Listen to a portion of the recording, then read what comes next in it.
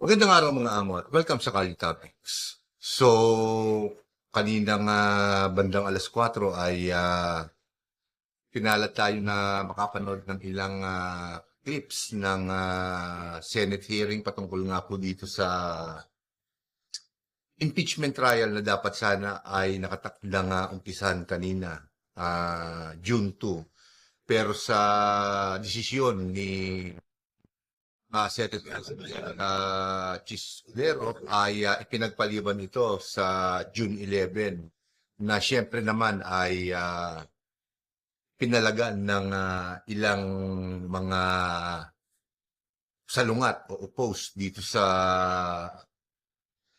binanggit ni Senate President Chis Escudero. So, hindi tayo masyadong maalam patungkol sa mga House rules ng Senate patungkol po dito sa impeachment. Pero sa pagkakaintindi natin, at syempre nakapanood din tayo ng iba't ibang komento ng mga eksperto, ng mga abogado patungkol dito. At naitapi ko din to nung last video ko na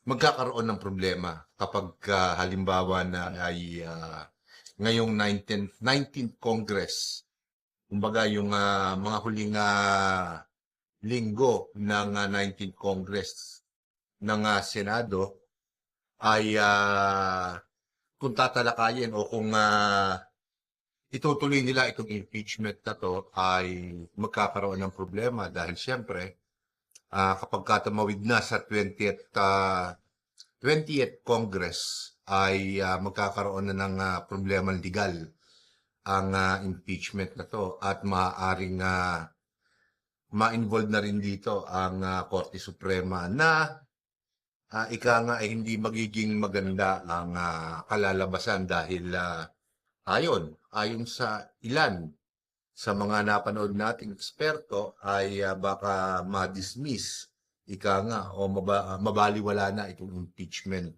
trial na kinakaharap ni VP Sara. So, napansin lang ng marami, at ako rin, napansin ko rin na lumilitaw na unti-unti ang mga politiko, mga senador na ika nga pumapanik kay VP Sara dahil alam naman natin, politika to. Politika. At dito pa lamang sa unang ika nga salpukan ng pro Duterte at pro administration o sabihin na natin pro Duterte at against Duterte, mas nakalalamang na ang numero ng pro Duterte dahil nasilip natin na parang ayon si Senator Tolentino na pagpaliban itong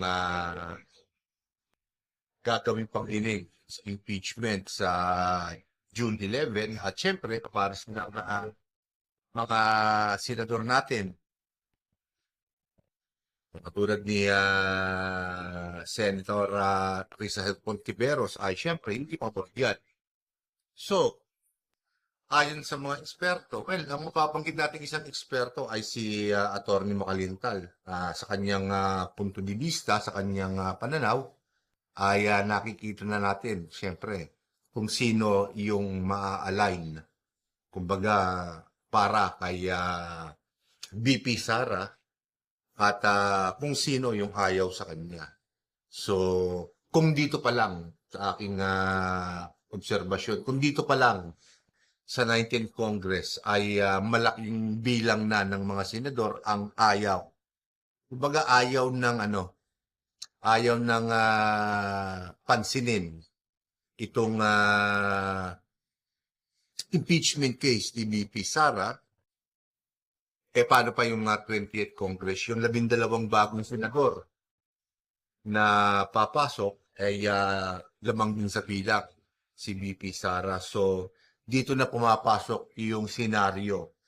At ayon na rin sa mga abogado, sa mga eksperto, sa mga dating senador na nagbigay ng komento dito sa issue na to ay baka mabaliwala at kung dalhin man sa Korte Suprema, sa kasaysayan ata ng impeachment, ngayon palang mangyayari ito na ang isang impeachment case na sinampa ay tatawid o nais o gustong ipilit na itawid susunod na Congress.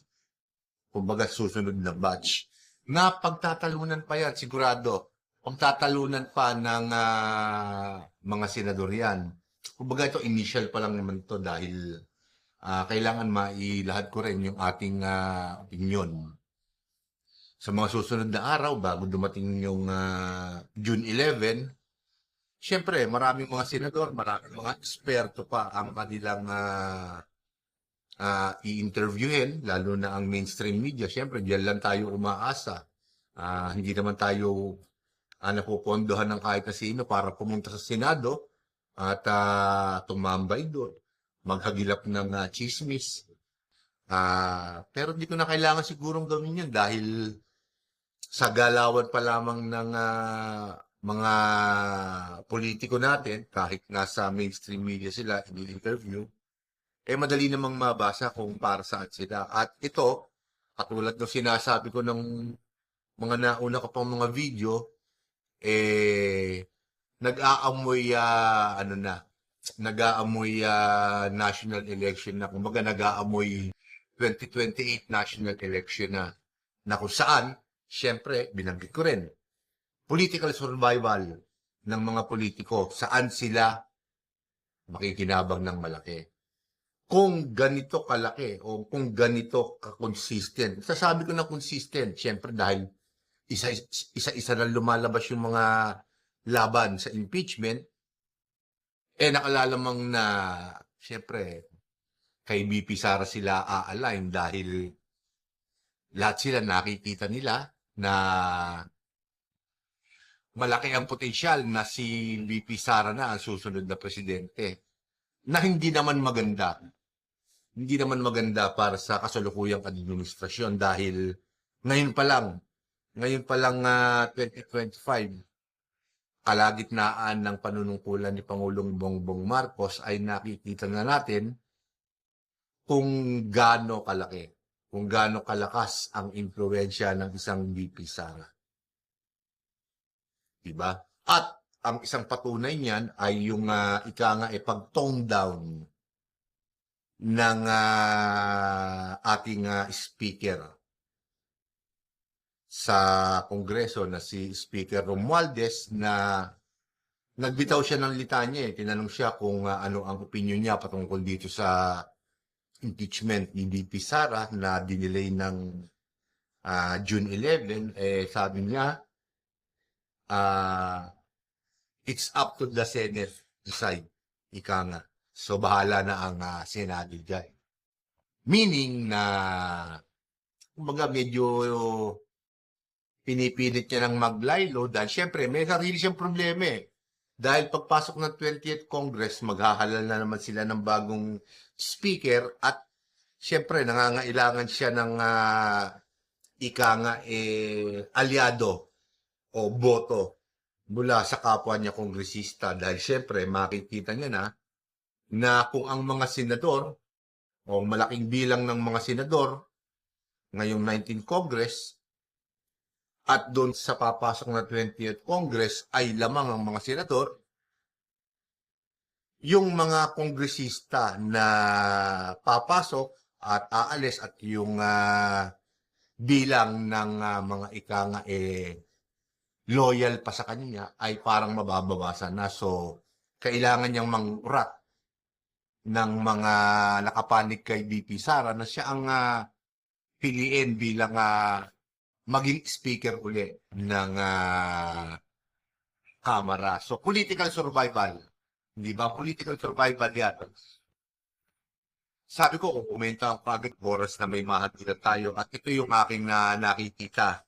So, dito pa lamang, tama si Atty. Makalintal, na dito pa lang, kita na natin kung sino yung mga senador, yung mga kongresista, yung mga politiko, yung mga political personalities na kilala natin kung saan sila papanig. Dahil siyempre, kalagitnaan pa lang naman ng termino ni Pangulong Bongbong Marcos at hindi natin maitatanggi na ma-impluwensya si Pangulong Bongbong Marcos. Pero paano kung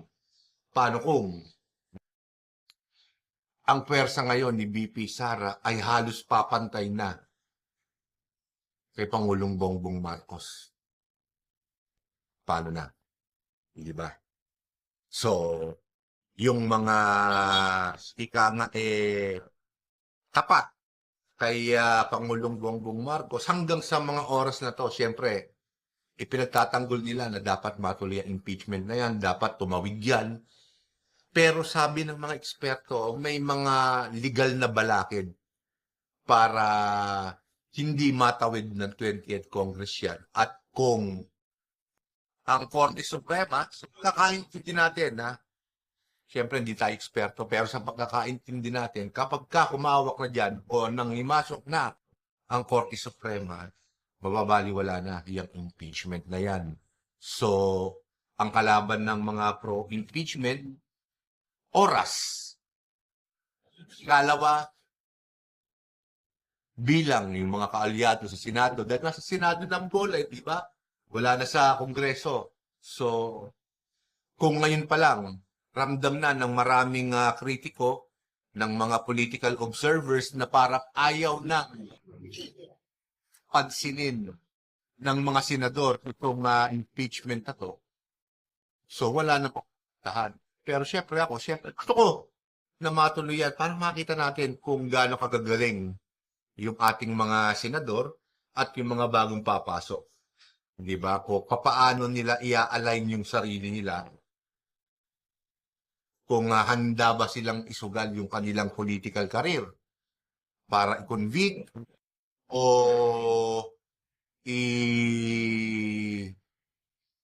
i-absuelto si BP Sara. Tingin ko hindi nila gagawin yun. Kaya siguro hindi sila interesado na. So, ang pinakamainit na balitaktakan na napanood ko ay yung kay SP Chis Escudero at kay sino ba yung senador na yun? Si Pimentel. So, tinatanong ni Pimentel kung saan na nanggaling yung basihan niya ni SP Escudero na i-postpone pa ng 1 linggo yung impeachment proceedings. Ika nga. Kasi kung pagbabasihan natin, napakatagal na proseso niyan. Magkukonvene pa sila. I-double check syempre yung house rules nila sa impeachment. Kakain ng matakot-takot na oras yan para may ma-accomplish pa sila sa impeachment trial na to. So, well, may mga tao pa rin umaasa na matutuloy ito, masisimulan. Pero, meron din sumiksik sa isip ko. Ito ano lang naman to, teorya, teorya lamang. Hindi kaya, hindi kaya literal na talagang hindi gusto ng Senado na ituloy ito dahil syempre, alam nyo, double blade ito eh. Pwede rin maging hindi pabor kay BP Sara ito, syempre. Kumbaga parang binibigyan pa ng ilan sa mga tapat kay Pangulong Bongbong Marcos at sa administrasyon, itong pagkakataon na to para well, hindi naman natin talagang papatunayan itong mga ina-accuse natin eh. Sabi lang natin sa media, matibay ito, pero hindi naman talaga. Pero paano kung mapoprolong pa nila ang paggamit, dito sa di umano ay mga katiwaliang ginawa ni BP Sara hanggang 2028. Kung tutusin, magagamit nila to. Sandata laban kay BP Sara. Hindi ba? Sabihin nila na, yan ang ibinungan ng nyo, pagmamaniobra ninyo dahil ayaw nyo makita yan. Ayaw nyo masilip itong mga ninakaw na to. Itong confidential fund na to.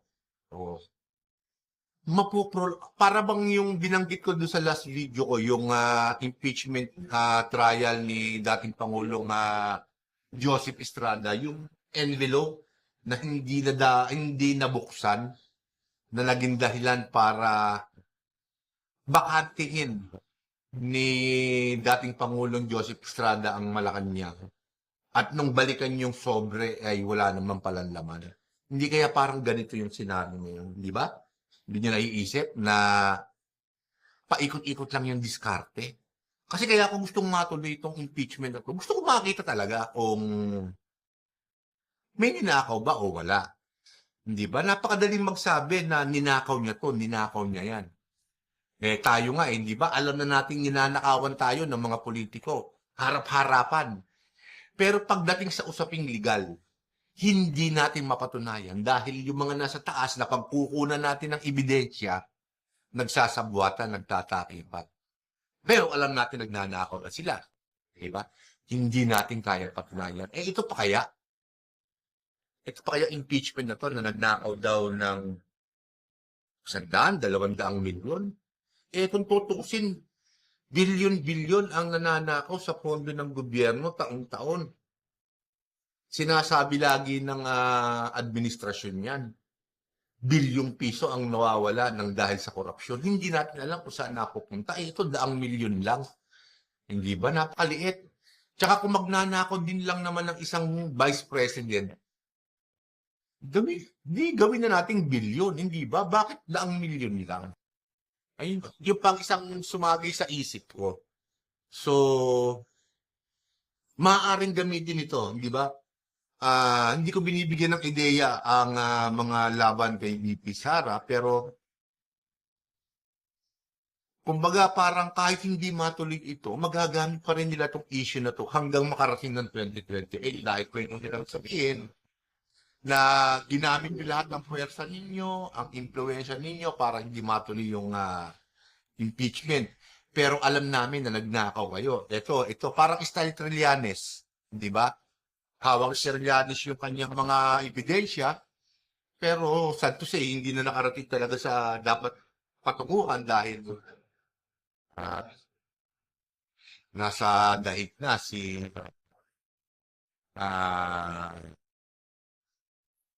former President Rodrigo Duterte. Pero marami pa rin nagdududa dun sa mga ebidensya niyan. Kahit yung mga kapwa niya senador dati, medyo duda sa kanya. So, niluluko tayo in a way ng mga politiko na to dahil syempre pinakikiramdaman din nila tayo kung alin ang sasakyan natin. Pero sa kasalukuyan, ang sinasakyan ng pinakamaingay na masa ay malaki ang tiwala nila kay VP Sara. So parang lumalabas kasi lumalingan. So kinakailangan siguro mag-isip na ibang paraan ang mga against kay VP Sara dahil siyempre ramdam ko nag-umpisa na si Speaker Romualdez na medyo nag-tone down sa kanyang pagnanais na ma-impeach si VP Sara. So, ayaw niya na ng responsibilidad, bahala na raw pag Senado yan. Ang problema, ang Senado, para ayaw na nilang ipansinin. Ayaw na nilang matuloy. Yun ang pakiramdam ng ilan. Ako parang pakiramdam ko ganun din. Dahil nga syempre, yung political survival na binabanggit natin. Yung kanilang political career. At pakatandaan ninyo, ilang malalaking pangalan sa mundo ng politika ang hindi nanalo nitong midterm election. Ayaw nilang magaya doon. Nais nilang magtagal sa pwesto. Alam niyo naman, syempre, hindi ba? Pag nasa pwesto ka, hindi nila aaminin yan. Kaya nating sabihin yan, pero syempre, lalo na sa mga kagaya ko, hindi natin mapapatunayan yan. So, dito ko muna tatapusin ang video na to. At syempre, babantayan natin kung ano pa ang mga latest nakaganapan dito sa impeachment ni VP Sara kung mauumpisahan na sa June 11. So, magandang araw po sa inyo at maraming salamat po mga amo.